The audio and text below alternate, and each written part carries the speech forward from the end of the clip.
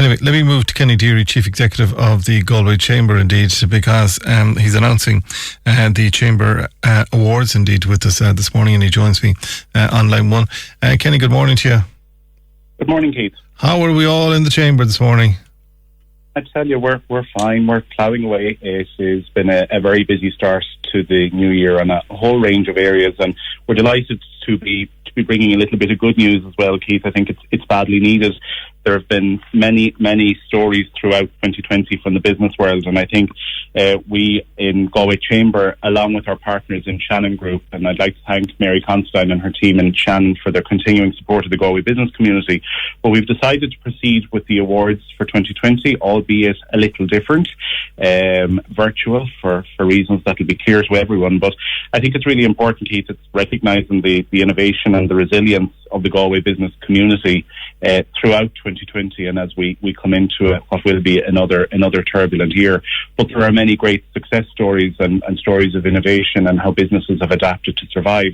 And that's why the decision has been taken to continue with these virtual awards. And Keith, if I'm able to run through, there are 7 categories that businesses can enter in under, and we'd really encourage people to participate in the awards.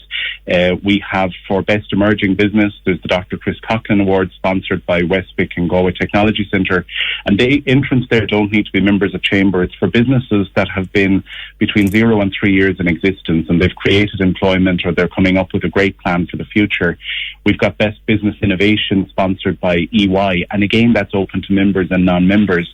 And you know yourself, innovation, there are many different meanings and interpretations of that. So again, businesses that have changed drastically in the last 12 months or reacted in some way to help in the COVID situation will be more than welcome to submit applications there. We've got Best Small to Medium Enterprise, sponsored by AIB, Best Customer Service with ourselves in Galway Chamber, Marketing Excellence, sponsored by Galway City Council. We've a Sustainability Award for Best Sustainability Initiative, sponsored again by Shannon Group and Shannon Airport. And we've the President's Award, sponsored by PwC. And of course, we've got yourselves, Galway Bay FM, on as media partner as well, Keith. And it's really important, and I'm very grateful to all the sponsors and indeed yourselves for sticking with us in what has been in what is a very different type of an event, but we hope will be a great and hopefully a very enjoyable event on Friday, the 26th of February. And it was just, you took the words right out of mine. It's the 26th of February, and what time is it going to take place at? It's going to take place again where we debated, and I'm not sure how many want to sign on online late in the evening, so we've decided on a Feel Good Friday afternoon at 3:00. The awards will be run virtually, and I think just to give people a sense of it, because we wanted to still be as lively and engaging as possible in as much as a virtual event can be. And we have GK Media working with us again in terms of doing pre-records and videos with the category shortlistees.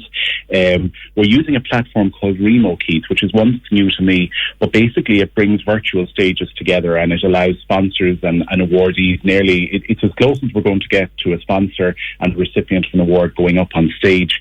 And we've got obviously Chamber President JP Gilmartin along with myself, but we also have a duo of MCs. We have Pat Pickett from AIB and Ivana Ryan from Connacht Hospitality, 2 characters that will help bring the event to life and work through the different categories on the day. So it's a new one, it's a new departure, but a lot of time and energy has gone into with the team in Chamber and indeed those supporting it in terms of trying to make it the best version of an awards that it can be.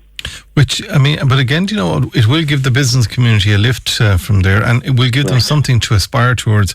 And hopefully by the 26th of Feb, we'll have clarity, we'll have lack of lockdown, and we will know far better than we know today where we are with the vaccine. So it's kind of like the beginning of beginning again. Absolutely, it's beginning again, and it's something we debated this at length in Chamber Council in terms of, you know, do we proceed, do we not, how do we do it and make sure it's effective? And I think it was that the decision in the end hung on that sense of we do need to reflect the brilliance that has been exhibited right across industry in the last 12 months. And we also need to give people a bit of hope and something to look forward to. And, it always strikes me as interesting, Keith, as I'm out visiting businesses, less now, we're more on screens looking at each other. But those in the past, and I was in one company that must have won a Chamber Award going back about 7 years ago. And still to this day, when I met the MD and we were walking through the corridors, he very proudly pointed out, and we were the recipient of a Chamber Award. And he said every time a visiting delegation comes in from abroad, it's one of the pieces that they're very proud of. And I think that gives us a sense of nostalgia, but also the importance of these awards.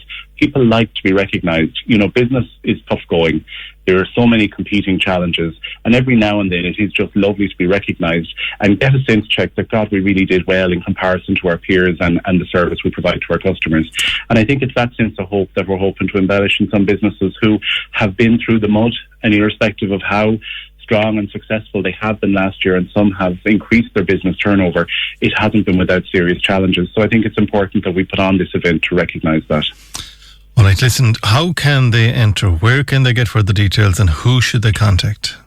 Well, there's a number of routes always now with the Twitters and LinkedIns and everything else, as we kind of laugh. So basically, there's the Galway Chamber website itself, Keith. For those that aren't mad about trawling through a website, even though most have access at this stage, they can ring the office and a link will be sent by email to the individuals. And probably the best way is across our social channels. So there's a strong push out on social media across all platforms at the moment, with links and the awards and the forms. It's quite a simple process.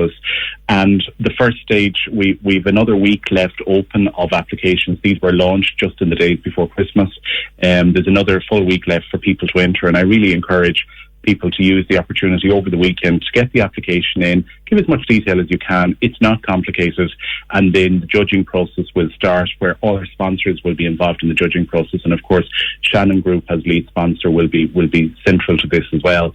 And I think it's really important that we get as many applicants in as possible, and we get to showcase the best of Galway. All right, well done to you. Thanks, Kenny, for that. Further details from the Galway Chamber website now.